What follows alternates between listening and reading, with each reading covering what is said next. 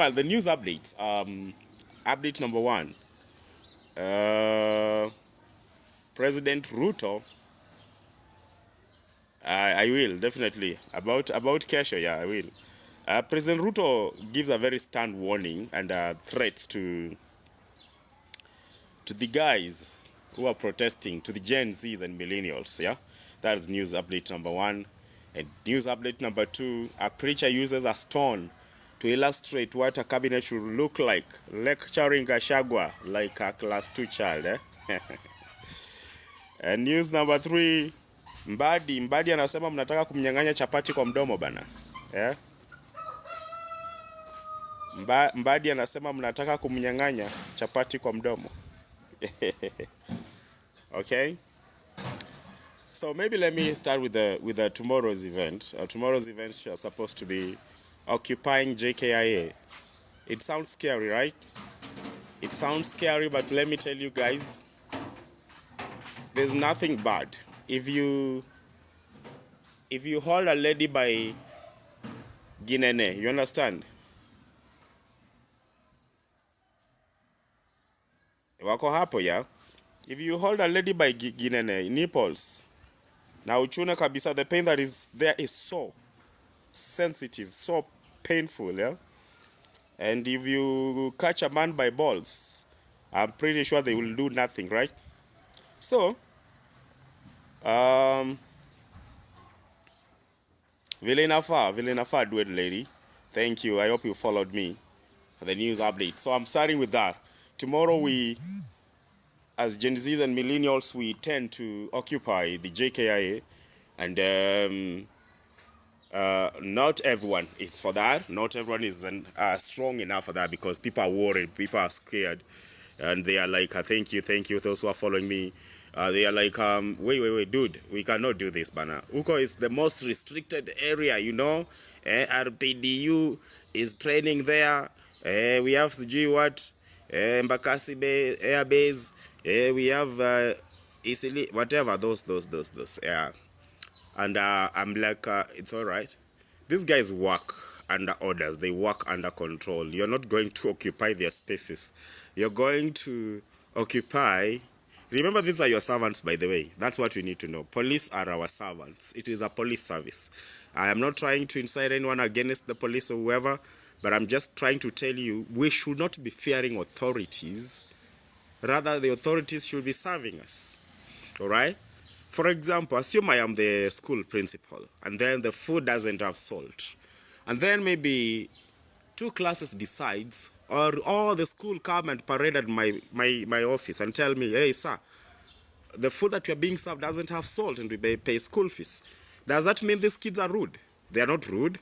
They just came to tell me, hey, there's something wrong.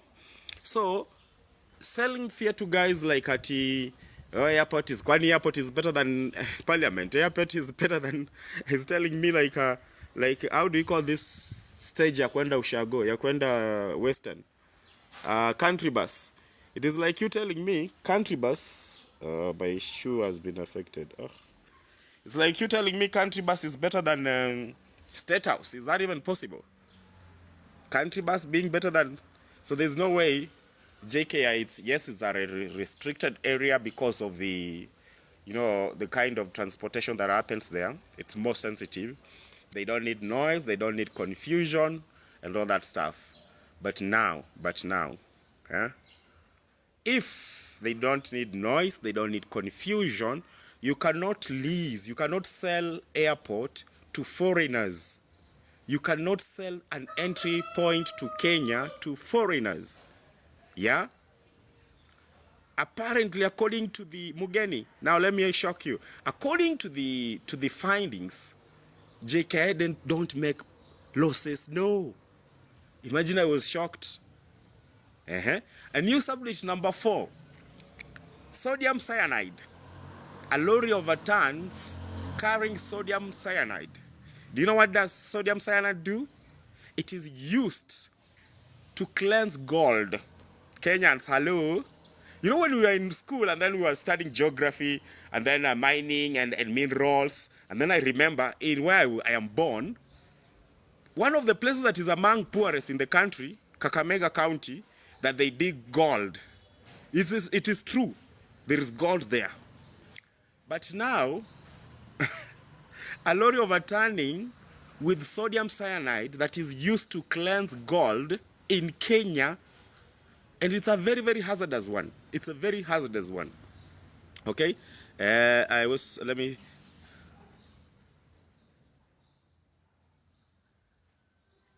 Yeah. Yesterday, he said that reporters at media should report responsibly. I wonder, what do you mean responsibly? So that if police beats the citizens, the media should blur that area. Yeah, that's what it means responsibly. Or maybe somebody help me understand, because this English is not even my mother tongue, so maybe I can miss some words.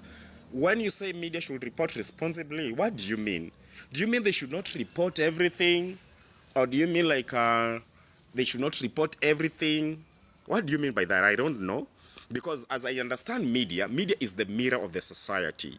Media is the voice of the society. So when you mute media, you mute the society. And when you mute the society, you create fear. And when you create fear, people tend to seek for protection, all right? And if people seek for protection, then the chances of robbery, chances of rape cases, chances of chaos are very high. If you think I'm lying to you, when you are in a matatu, and then it is raining, yeah? When it's raining, the window screens will blur, yeah? Not the windscreen, not the driver's screen, the other windows, yeah? You're in a matatu behind, at the behind. Now, when the windows blur, what do? You usually, wipe the windows. You wipe the windows because you need to have a clear sight. You need to see outside, right? Do you know why you need to see outside? For you to be sure everything surrounding you is okay. So if you blur the media, if you gag the media, if you mute the media, just like they did in the parliament, I told you last week, they chased the media out of the parliament and they changed the media quarter into a store. Imagine. Do you know parliament? Let me now explain to you something you need to know. Parliament is a veto-powered ground. Parliament. Let me give you an example. If a thief was running, he was being chased by police, and then he jumps into the parliament compound. He is veto-powered. He cannot be arrested. He cannot be shot. That is what veto means. That's why you see these MPs. Have you ever seen them when they insult each other on the roads, on the rallies and stuff? They are held responsible by NCNC. That is National Coalition for Hate Speech and whatever. When they insult each other have you ever heard Millie Odhiambo speaking in the parliament? When they insult each other in the parliament, they are never arrested. Do you know why they are never arrested?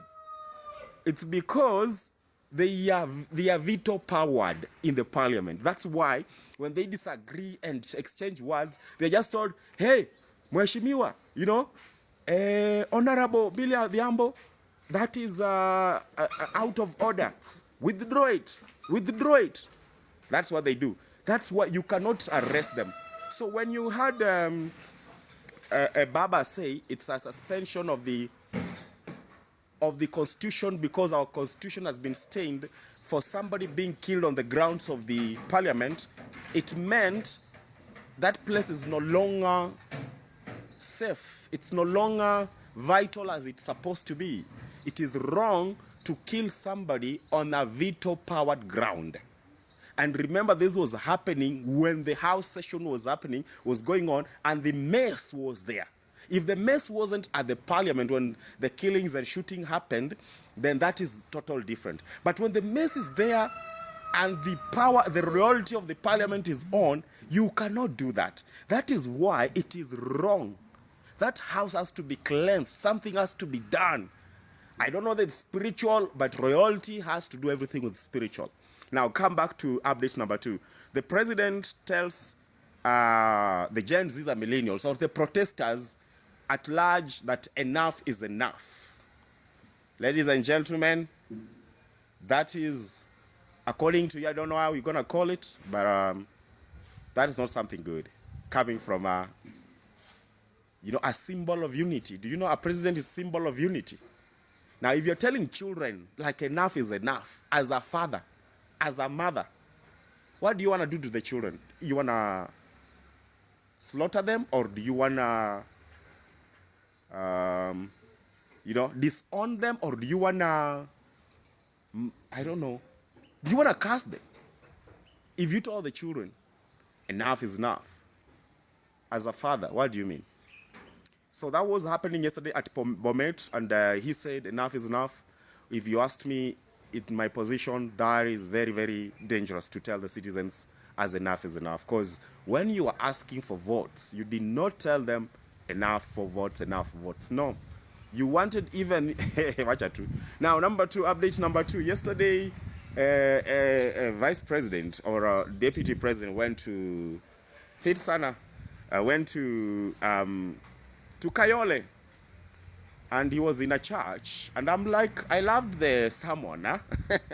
There is this priest, those who didn't watch that, this priest who used to illustrations of stones. I have stones here, but I don't have good ones to illustrate. And he said, look, dude, one was well carved, and he said, this one is fit, and this one is not fit. So he told Gachagua, look, whatever you're going to do with that cabinet thing, you better make sure you're picking or appointing people supposed to be there. This recycling of issues, recycling of the same people are going to protect your interests, and they have a status quo. It is not okay. And I'm so loving the preachers who are coming out. The Catholic Church has come out, Anglican Church has come out clearly on this, and they're like, no, no, no, no, no, no. It is only God who forgives sinners. But public office is not an individual property that unaweza fukuza urudi. Article 75, clause 3 is very clear about a dismissal of people from the public office. It means you are unworthy, you have integrity issues, and you cannot be there. That's why you are dismissed, okay, guys? So help me tap that screen. Don't just look at me. I'm teaching you something you don't know. Sawa sawa? So, in conjunction with the Article 75, Clause 3 of the Constitution of Kenya 2010, the preacher used an illustration and told Gachagua yesterday at Kayole, where he was attending church, like, it doesn't work like that. It doesn't work like that. I'm going to give a very, very example. Mogeni, where I come from, there's a gold. There's gold. Okay, so allow me react. Thank you for those who are following me. Why do we learn about mining, but European children na hawana minerals? It means everything that is dug here, it's carried away. Do you know there's a spring, a hot spring in, is it, how do you call that, at Hell's Gate? At Hell's Gate, I think we have a hot spring, right? What does it tell you? Now I have come to learn, this a gazelle, I've seen you. It means there's volcanic activities happening underground, okay? So when volcanic activities happen underground, it means even the Mount Elgon, is it Mount Elgon?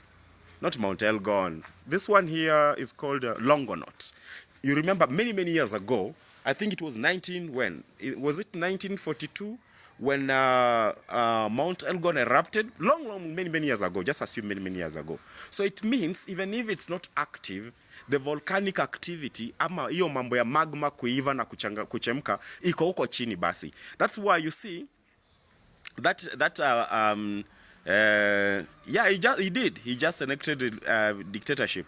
So that activity happening down there, it means when the volcanic activity is happening, it means there's creation of minerals. If you didn't know, diamond, gold, whatever, you know,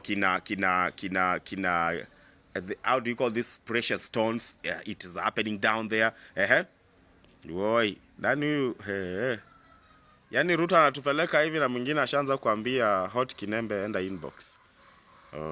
Na ni Monday. Mmeona hiyo? Mumeona hiyo hot kinembe wenda inbox. Uchumi ni mbaya wase. Mpaka wasai wanakuuzia tu hapa. I'm trying to teach you guys. Staff rapugina nauzia hot kinembe kwa hii live. Mungu tusaidie. Good morning, love. Please enlighten us on the way to go. All right? Yeah. I'm gonna... Mungu tusaidie. Eh? I'm trying to save the nation and someone is selling me a hot kinembe. Sorry guys, I had not seen one. Like nimemtoa hapa haraka sana. Wacha nimfanyie ile kitu ingine asiuze tena kinembe hapa bana. Wanaume mnajaribu kufanya mjengo, mlisha watoto, mnunue school fees, mnunue uniforms, na wengine wanawauzia hapa vitu zingine. Alright, Chui has asked me to tell you the way forward concerning the matter of the sensitivity of the airport. That's true. The airport is surrounded with a lot of security and high-end security, including the soldiers, the police, and we have also police training camps there. And it's not something, of course, I will tell you, like, guys, go ahead, go. No. But I will tell you with a lot of humility and a lot of maturity, if we were to occupy the airport, then that one will need. Somebody said, kesho mvae vizuri, unaweza jikuta uko London. Kenyans, you never get defeated. Mimi nikamwambia kesho work on your English bwana, work on your English kwa sababu you know, kesho unaweza jikuta uko na bwana mzungu ama bibi mzungu, so work on your English, yeah? So let me tell you, kama kuna country yenye mimi najua, nilifanya research, yeah? Unajua kuna hii wakati inafikanga uko like ukipata opportunity ya kwenda nje, you will go outside, right? You will go abroad to work, and many even those who are watching me, some of you came from here. Blessed girl, how are you? Good morning. Came from Africa or came from their countries, went to work to other countries. There are those who came from Uganda, they are working in Kenya because Kenya shilling is stronger than Uganda's and Tanzania. So when they're working from here, they're making at least good money when they're back at home. And we do the same thing. We have Kenyans in the UAE, we have the Kenyans in the US, and then we have Kenyans in the Australia trying to do the same thing, all right? So,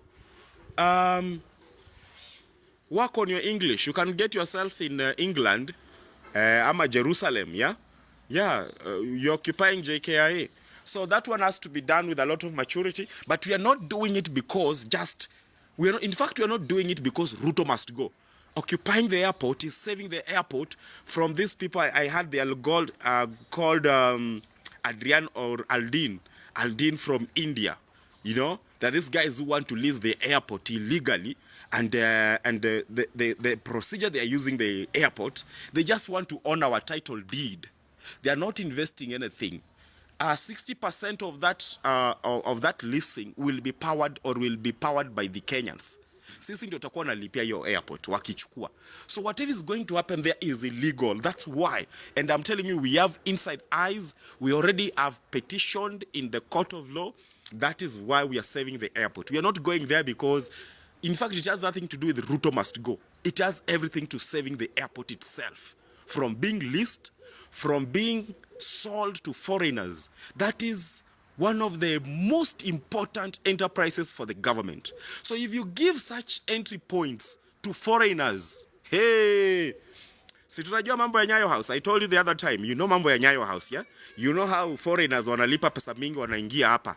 That's why mnaona tu skyrocketing, yes? Siku hizi Kikuyu business community. Siwaski. Lakini nasikia kuna Somali business community growing up very fast. That's why ile siku yenye Ruto alisema tu ati oh, now you can build beyond how many floors in Sili. Building started skyrocketing. Why? It's because these people are just waiting for an opportunity. And I'm telling you, we have so many immigrants here. Talking of immigrants, that one reminds me, tap that screen now, I tell you. Biden has dropped the bid. He sasa. And I want you to tell me, who do you think should replace Biden? Acha nivaini kasweta basi. Kajua kalikuwa kanakuja alafu kameenda tena mushkil. Lakini yangu inanukia vizuri. Wewe nani anataka hug? Niko hapa na nini nyingine hapa inaitwa Robin Hood. Niko na Robin Hood hapa manze inanukia fiti. Sitakwambia nini inaitwa cologne ama inaitwa deodorant. Which is which? My deodorant. Ila kuspray ndo deodorant. I wouldn't want to tell you because wewe ndio nani tena? Deno, Kibet. So Biden has dropped those who sleep early, and maybe you don't watch news. Biden has dropped the bid for re-election. And Some people say, rumor has it, he thinks Harris Kamala has the best, he is the best to replace him, and but the thing is, we don't know yet. Let's see how it goes down. But Biden has dropped the bid. But now that's not even the funny thing. The funny thing is, remember the other day, your president was there. As in mimi, wacha niwapatie venye kitu inaenda. Hii TikTok miwe inanimaliza sana. Anyone, acha tuanze na Francis General Ogola. Hello. For Francis General Ogola, Mungu amlase malipema peponi. Raisi, Raisi, the president of Iran. Mungu amlaze malipema peponi. Who was the other one? There was another somebody. There was another somebody who was with Ruto. Mungu amlaze malapema peponi. Now here comes Biden. Biden has dropped. So Biden officially, he is a one-term president. News updates coming to you from the US, courtesy of Fox News. Biden drops the re-election bid in the US election 2024. Now we're waiting and looking. Our ears and eyes are on the Washington, D.C. to see who is going to replace him. All right, now come back here in Kenya. Ruto was with Biden, with the entire family. So that is a good thing. Good. Well, manabari kwa serious, bana. That is a good indication that, yes, whatever hangs around Ruto.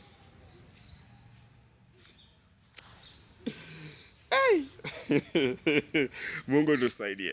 Mungu tusaidie. So thank you for those who are following me. Thank you for those who are joining in. So yeah. I have updated you about the, lorry overturned in Kiambu with the sodium cyanide. Very, very, dangerous and hazardous chemicals used for cleansing the gold. All right. Age bei ela age ya nani ya Harris Kamala ama age yangu, sijui unauliza age ya nani. Yeah, so Gachagua was lectured like a class 2 kid about that cabinet picking and reappointments. Alafu, I want to hear you from you guys. This is not my life, this is your life. What do you think about this issue of reappointing reappointing people? Not reappointing, recycling. Reappointing sounds so nice. Oh, it's not about the age. No. The age does not buy him from re-election. Remember the other day we were told Biden has contracted COVID-19 and is in self-isolation. If you follow international news, that is, and international politics, if you're not aware about that, yeah, it's not about the age. It's about, can he beat Trump? Remember what they did?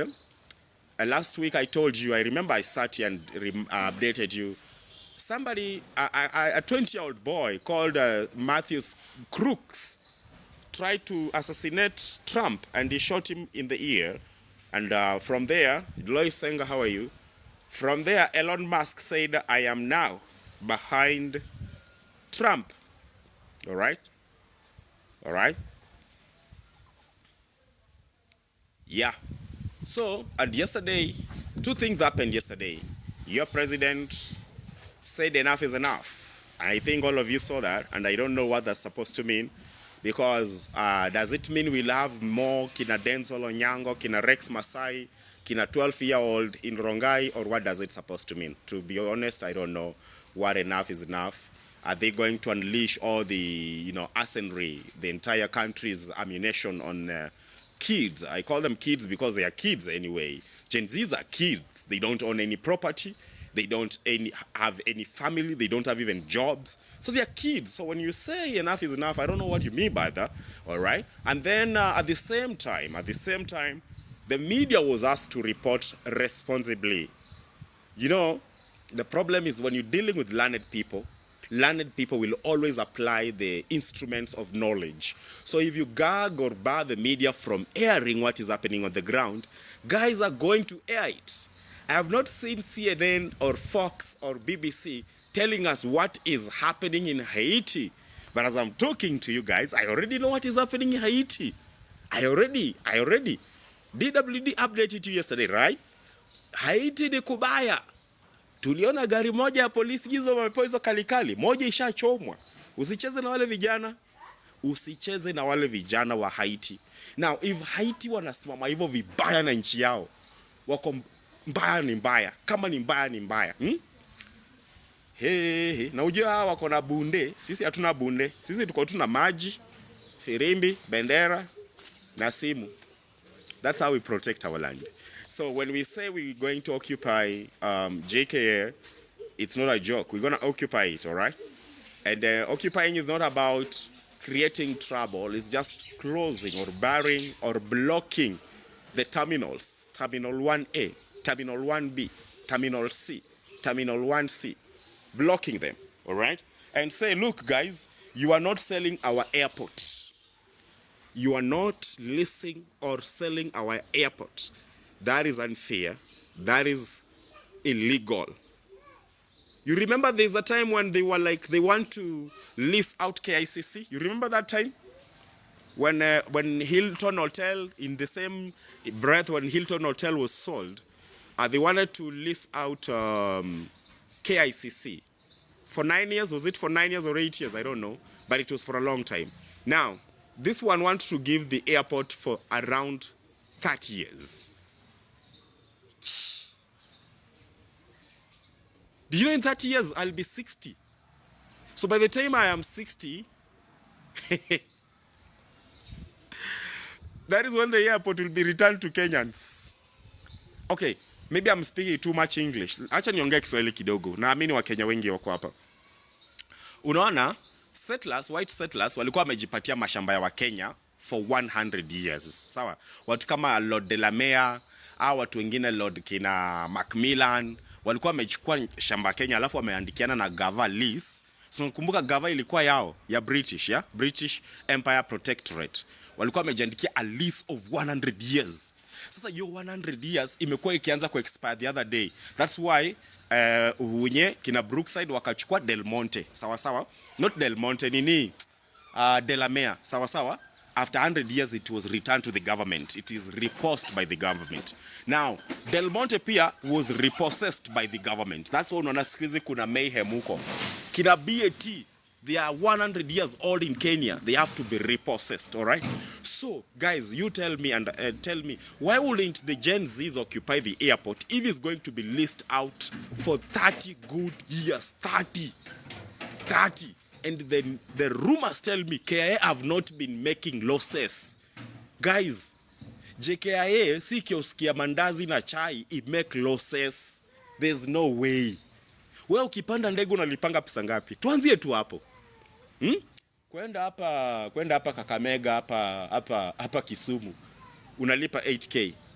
Unajua ni minutes ngapi? In how many minutes? Less than 1 hour. Less than 1 hour. 45 minutes you are in Kisumu. You've paid 8K. Gone. In less than 1 hour. So mtu mwenye unalipa, wenye mna travel, hebu niambieni, sitaki kuweka hapa Chairosi. Unashangaa hapa aki oye. Acha nikusaidie, ni follow. Wewe ukipanda ndege, wewe unalipa pesa ngapi? Nimeanza na local flights. Enda hapa Wilson Airport, chukua ka flight. Nataka uende wapi sasa? Unajua by the way unaweza enda Nyeri na ndege? Yeah? There is an airstrip going to Nyeri. Sawa 6,000. There's an airstrip. You can go to Nyeri na ndege in less than 30 minutes. Hata ni 30 minutes nimeenda mbali. In 15 minutes I think. Because if you can go to Nyeri within 2 hours from Nairobi using a vehicle. Hey Jeff, Kisumu na inalingana ni ndege gani by the way? Ni 7K in accordance with the flight. Maybe Jumbo Jet, we have Fly 540, and then we have Safari Link, we have KQ. Now those airlines, it depends with which one. If you go with KQ or Jumbo Jet, you cannot pay 7K. It is 9, 10 there. Ina depend na seat pia. Is it a direct one? Ama ni seat ime bounce alafu ukapatiwa ukauziwa hiyo kitu, unaelewa? That's why inakuanga 6K 7K. Lakini kama ni fast nini booking, utakohoa hapo. Anyway, so in the matter of leasing out the main entry, It might not pose a national threat of security, but it will still pose. All right? Because, look, that is true love. Look, kama foreigners ndio in charge wa airport, na sisi ndio tumeandikwa kazi, na wewe unafaa kufanya kazi, unafaa kuchunga kazi yako kwa airport. Unafikiria huyo foreigner ako na time ya kukusikiza tuko na watoto kwa na nini? Utatembezwa. Cause mkubwa atakuja na story yake. Utatembezwa, apatie watu wao kazi. Sasa, hao watu wa nje wako na time ya kutulinda against Al-Shabaab or whatever. No, they don't have that time. To be honest, they don't have that time.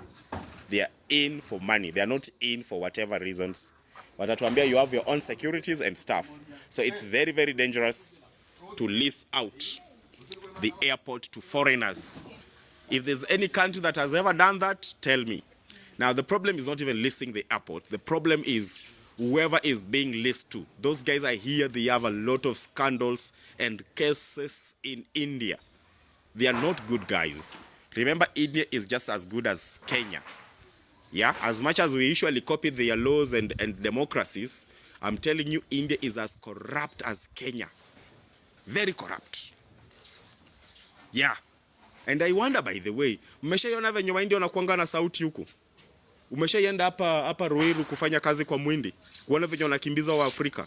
Ama mwende pale industrial area? Unashanganga wako na sauti hivyo kwa nini?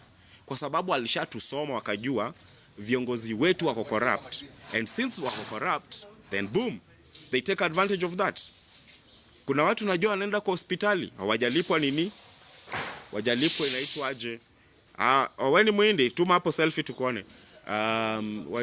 Wanaitwa aje? Wajalipewa hospitali, wanazungushwa tu. Hakuna compensation, kuna watu wanakatwa na mashini. I have cases, I meet them, they tell me. All right? All right? So, we need to protect our sovereignty. Na wazee wetu sahi wanakimbizana na maisha. They are trying to keep us in universities. They are trying to keep us eating. They are trying to get something to put on the table. All right? So, musione, nilisikia watu wanajisema hapa ati there is silent majority, eh? Silent majority hawana shida na nini na uongozi hawako sawa. There's nothing like that, guys. These wazee are hurting. I told you in the Bible last week that children are like arrows in the hands of a warrior. So we children, it is time. Mbona wazee wanakupigia simu, sina credo, tuko na mgonjwa. Why do they do that? Because they know you as the children, you're supposed to support them. Not because they took you to school so that you can support them. That one used to happen with the first generation. Our grandfathers used to take our fathers to school and our mothers so that they can save a village. Sai tuko past that era. Right now we have a good constitution until to the ward level. Can I give you a good example? I grew up part of my life in Kibera. And DW has kept on telling you this. In Kibera, we never used to have tarmac road. Today as I'm talking to you guys, if you're in Kibera, niambie kama nadanganya. There's a tarmac. Hata na hizo mabati wanaishi ndani, kuna barabara ya lami imepita hapo safi sana. Mheshimiwa Okoth did it. So what am I trying to tell you? When we apply our policies, when we behave, when we do what's supposed to be done, things will flow. This country is one of the most richest countries. Of all the countries in East Africa, why do these people keep coming here? We have hosted almost everybody in this country. Modi from India, he was here. King Charles III, he was here. Obama has been here. And I heard he is supposed to be coming back. Homecoming. Who else? Who haven't we hosted, guys? Who haven't we hosted in this country? Name the musicians, the leaders, politicians. Name them. This country is not as a joke as you think. It is very rich. As I'm talking to you, UN headquarters were moved here. Chini ya maji, if you don't know. Sasa nitakuwa naambia kila kitu. JG, how are you? Mi upenda vile naambia vitu na mmekaa tu hapa hata mniambia hebu nisome comment ya NHIF. NHIF was stopped but bado tunakatwa kwa salary. Unafikiria hiyo pesa hiyo pata? Na hiyo ujue as I'm talking to you, in accordance with that, in the same breath, NHIF is one of the most fantastic health insurances. That's why all of us were there. Even if you have your private one, you still have NHF. Manze, NHF is nice. And then you uongeze UHC, universal health cover. Now, wametoa hiyo shifu wameweka. The High Court 2 weeks ago, last week but one, the High Court declared it unconstitutional. The High Court declared shift wachana na NHF yenye wame replace unconstitutional. May God lay the soul of Justice Majanja in peace. Yeah, thank you JG. Sasa wacha lewa amekata. Nilikuwa nataka kuco-host, mtu amenitumia hapa co-host ni check. Tuanze ku tap the screen. Snipe. Manigan. One lion, one well. Hey, wow. Anyway, guys, so I'm trying to tell you, those are the news updates. But now we are so shocked that we have gold. Yeah, JG, I've not taken breakfast. Oh no, I've not taken. In the next 12 minutes, I'm supposed to be taking 10 a.m. Na freeze hapo. Unaona niko ndani ya my jacket, yeah? Niko ndani ya Robin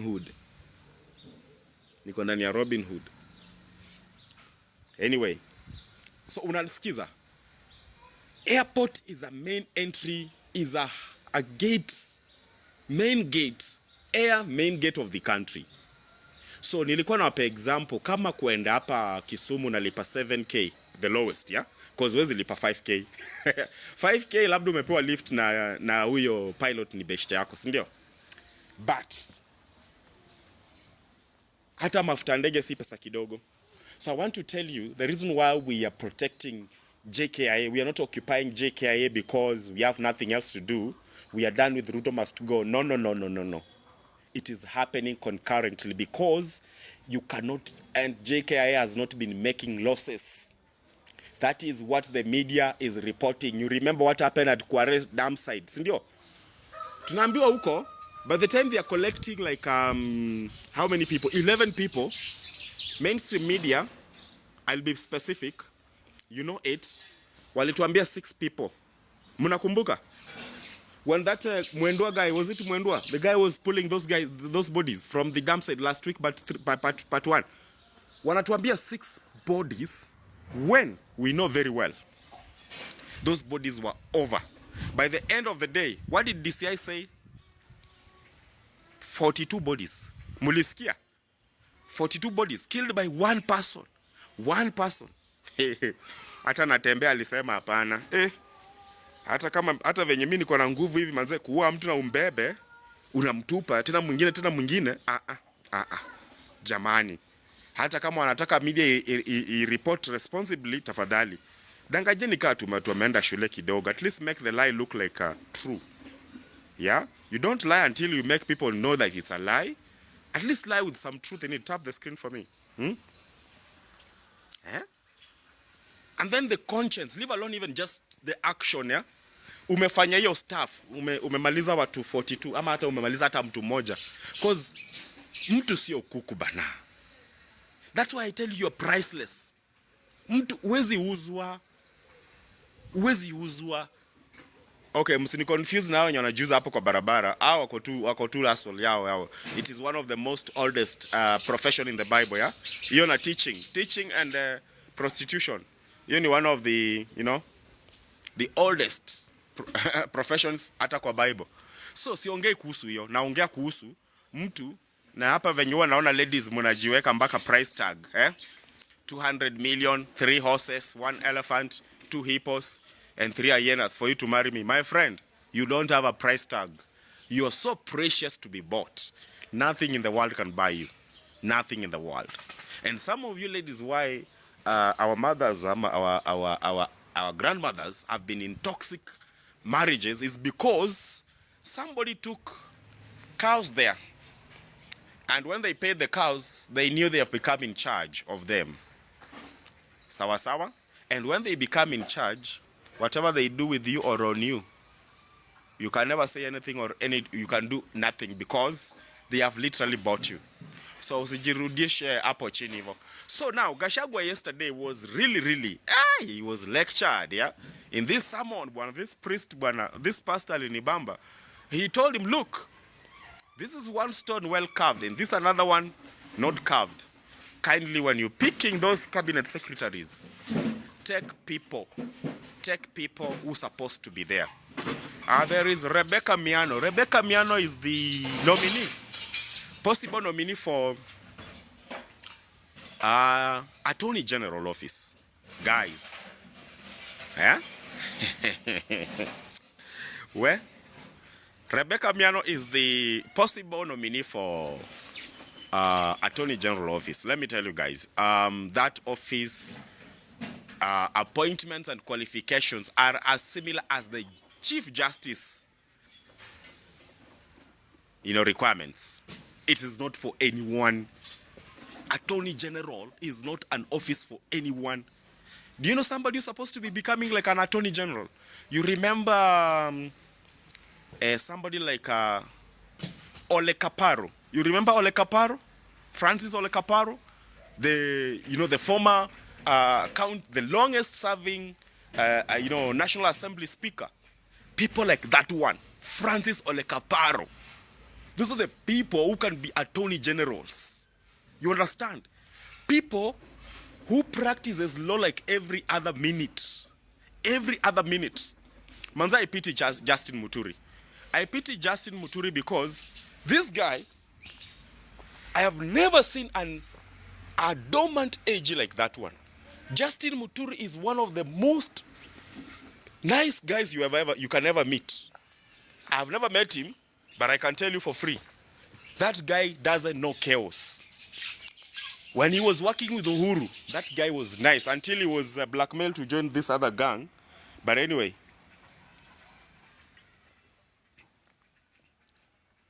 money is not everything, guys.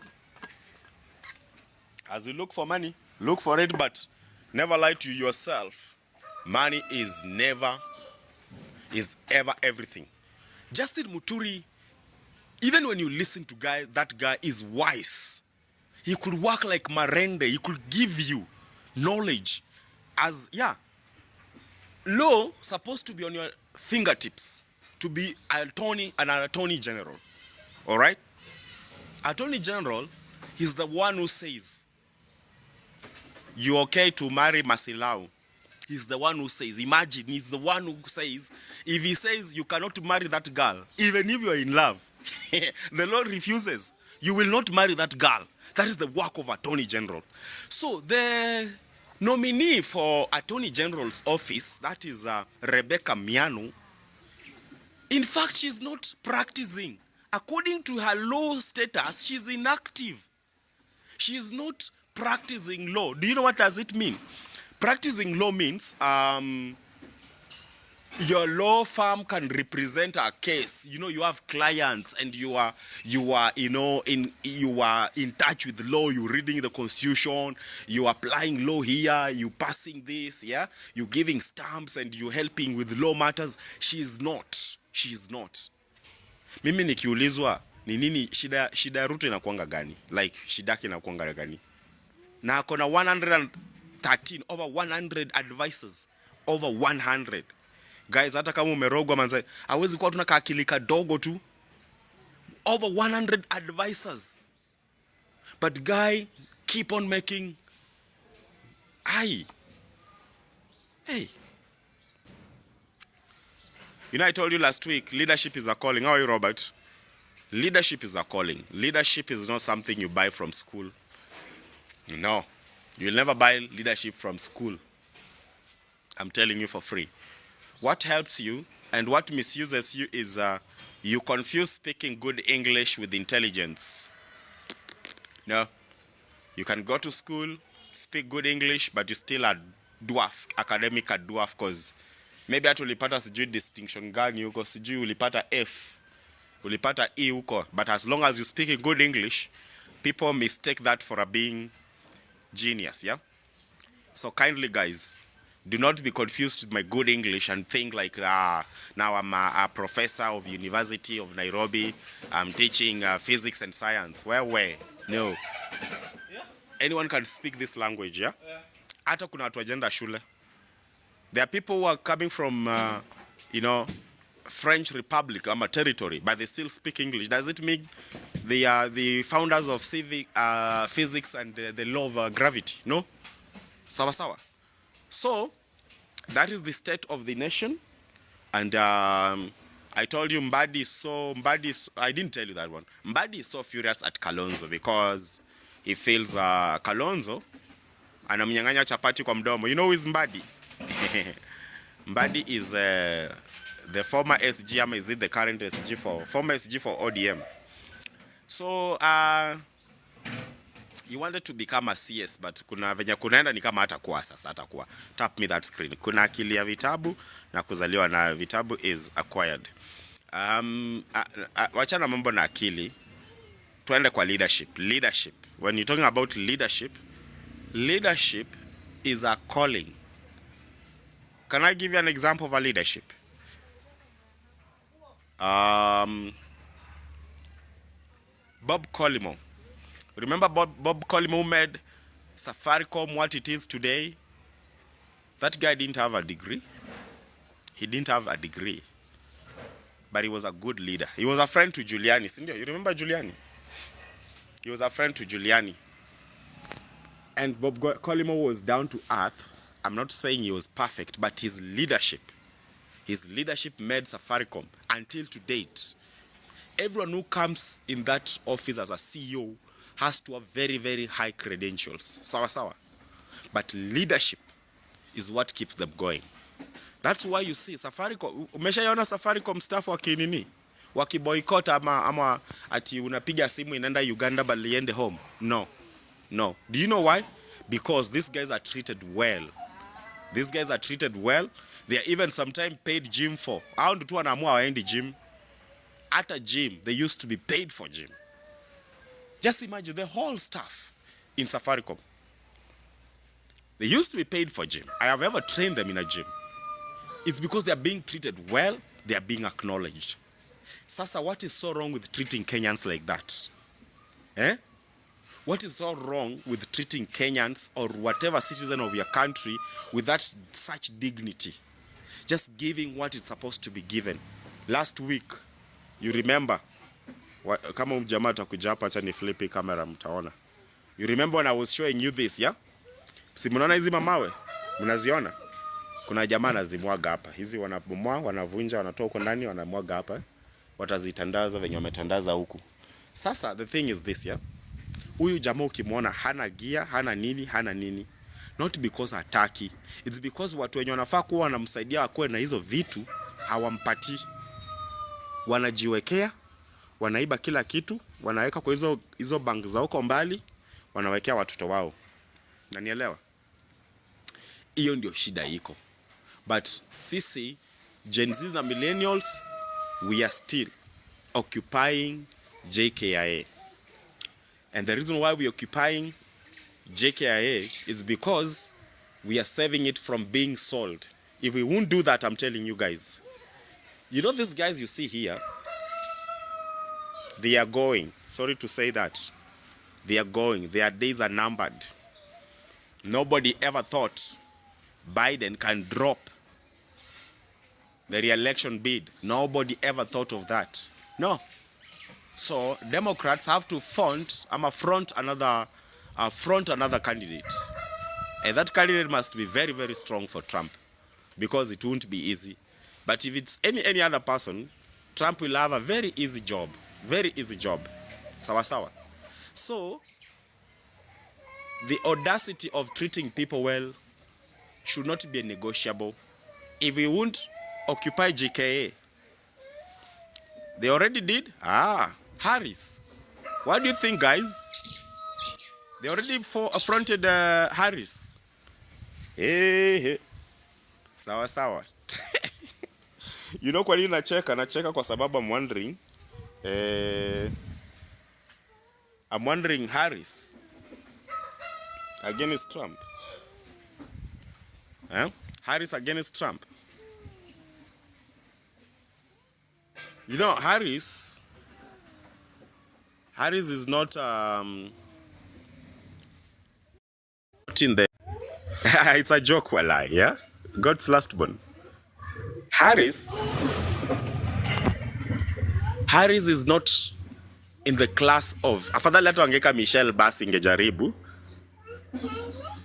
Yeah, wangeka Michelle at least ingejaribu. But Harris is not close to Obama. No. You know, they think being multiracial, she stands a good chance because, you know, the black African American votes and of course the immigrants. But to be honest, she's not strong enough, politically speaking, to, you know. And then it's like somebody saying here, Gashagwa. Michelle did well because that will be like being gluttonous. But today here in Kenya, if Margaret Kenyatta says she wants, After to send elections, don't waste that money at an account vote. Just give her the sword and the constitution and na maisha iendelee. If Mama Margaret Kenyatta say today, I am vying, mupatieni tu constitution na sword, tuende Nyayo Stadium ama Kasarani tumalize story asubuhi na mapema. Tutaki maneno mingi, hatutaki kushinda huku tukichomeka na jua sijui registration. Now guys, here comes the issue of ID expiry. I want you guys to make me understand. Maybe I'm so critical, or maybe I overthink, or maybe I'm too smart for some people. Tell me guys, how on earth can an ID expire? Thank you God's last born. Watu kama wewe ni watu wa power. Mimi wasidanganye, mimi si tajiri. Namba ya M-Pesa iko hapa 0791373751 Yeah, mnaweza nunua breakfast kubwa. Kwanza this is my birthday week. This is my birthday week bana. Anyway, do men celebrate their birthdays? Yes, they were born too. Now, thank you last born. I want to understand. I'm trying to think the simplest manner. How can your ID expire? Okay, maybe that's a lot of English. How can your citizenship expire? Can you expire being an American? Can you expire being an Indian? Can you expire being a Kenyan? How can your ID expire? If you ask me, these guys, what they're doing is simply saying when your ID expires, you'll have to renew. Okay? So for you to renew, in fact, how much is it to apply an ID? Na nasikia aziko siku hizi. You apply an ID and you wait for it for a whole year. For a whole year. You're supposed to be joining university. For you to join university, sometimes you need a loan. You need help, right? So if you need help, you need an ID to apply help. That is the, you know, higher education loans board, yeah? You have to get a loan and then join a university. So if an ID takes 1 year, Jesus Christ of Nazareth, God help us. Yeah? So it means, remember, for that ID, Kitambo, they never used to have such thing. There's no application fee, and there was nothing like renewing ID on a fee. You know why? Because the budget is already there, set to produce your IDs. So if anything you add on top of it, it's double taxation. There's no other language I can use to cement that, but that is double taxation. And when you behave like that, it is nothing different from saying that is extortion. If I'm not using the correct words, help me with the correct words in the comment section. If that is not extortion, what is it? If it's not double what? Taxation. How do we call that? Lastborn, help me. Are you still here? So, Lastborn, where are you? Are you in Kenya? I want to understand. Help me understand. How can someone's ID expire? From when? Since when? And somebody told me, look, these guys are doing this because they want to kick out or keep out many guys from voting. You know? They want to keep many guys from voting because they know if new voters get IDs and applies for a voter's card, they are going home. So what do? They infringe that one so that you might not be able to vote. They use the old system, the old numbers. Remember, there are many entries. There are many guys who were in school by then when voting was happening. Right now, they are out here. They are out here now. They are adults. They can vote. So, if you apply for an ID and then it takes a year, remember, a whole year, and then it expires. Guys, I'll be telling you the truth. I'm in Luxembourg, but that's Proxmax away from extorting us and keep manipulating and dictating us. That's true. That's true, because now I want to understand, if your citizenship expires, does it mean you can be imported? Where will you be? No, deported rather. Can you be deported to another country, or what will happen? Or will they jail you for your ID being expired? What are the repercussions of your ID getting expired? Because, to be honest, guys, even when this new ID came, I'm among the guys who never renewed my ID. I'm still using my old first ID I ever got. Thank God I've never lost it. I've never lost my ID till to date. So the very first ID I got when I was in high school, that was in 2009.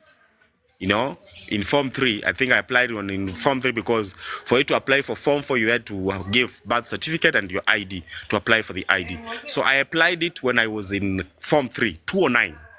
After Ibanza Kufed. But I don't have hurry of exchanging it. Do you know why I don't want to exchange it? Because I realized, I don't know why I was skeptical about this new ID thing. And then ikakuja huduma number. Right now it's called maisha cover ama maisha number. Sasa sahi wewe una expire bana being a Kenyan. No, you can't be deported, but Ruto will just block us from getting some services as Kenyans. Yeah, essential services. Unaenda huduma center, unataka notification ya mtoto, unanyimwa. Unaenda kurenew passport, unanyimwa. Unaenda kufanya nini until utoe 3,000.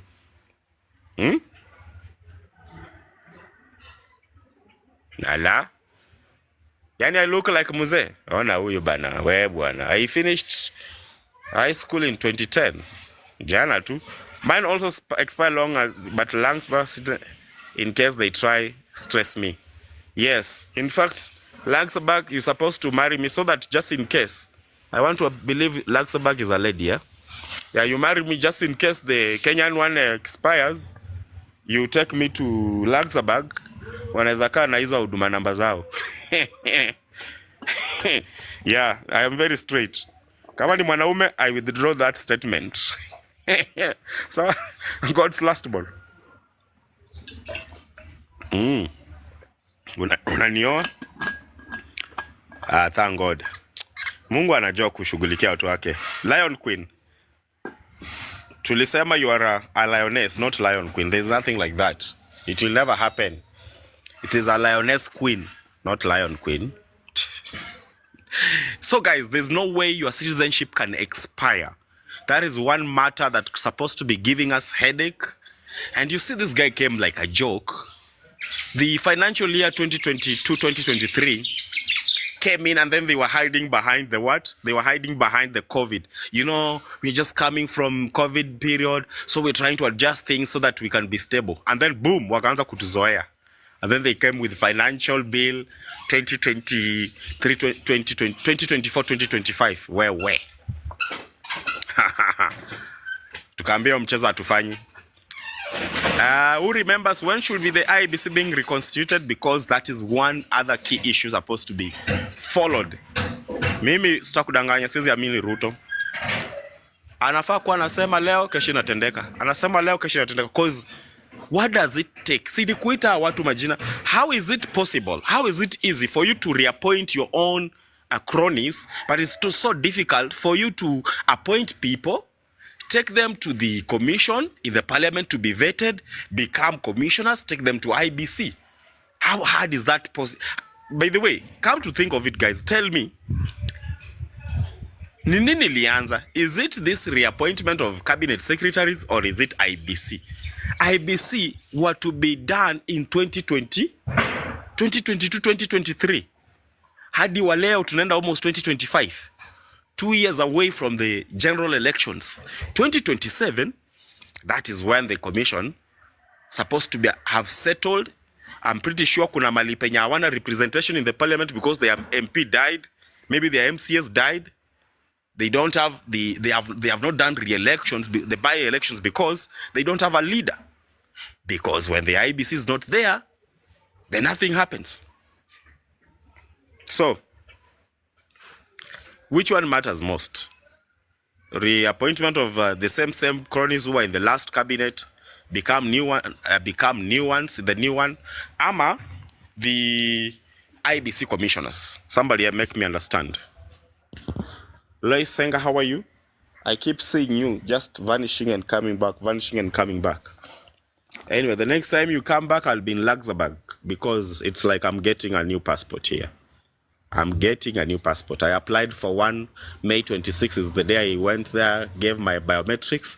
But as I'm talking to you right now, it is, when is today? Is it 20th? Or is it 21st? 1 year down the line, I've never gotten my passport. Yes. Lift ladies, how are you? I've never gotten my passport 1 year down the line. It is not like the machine is not working, no. It is just like I don't have 30,000 to go and bribe, and then I get my passport. One boy Zainab?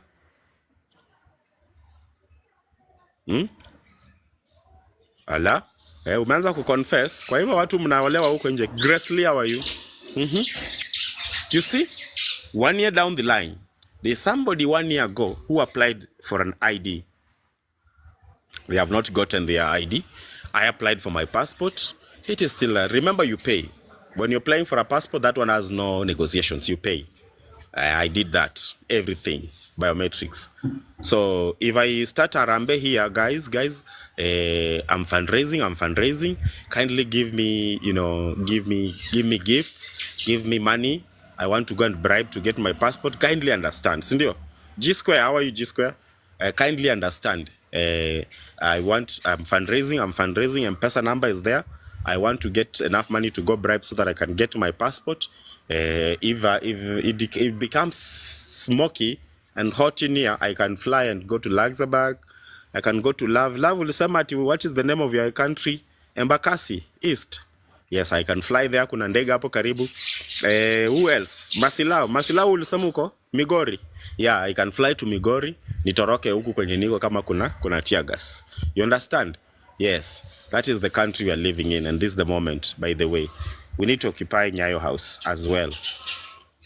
Nyayo House, this kindiki darling of people, mwenye wanasema sijui nini, has been at Nyayo House, I don't know how many times, like 3 times, making impromptu, visits.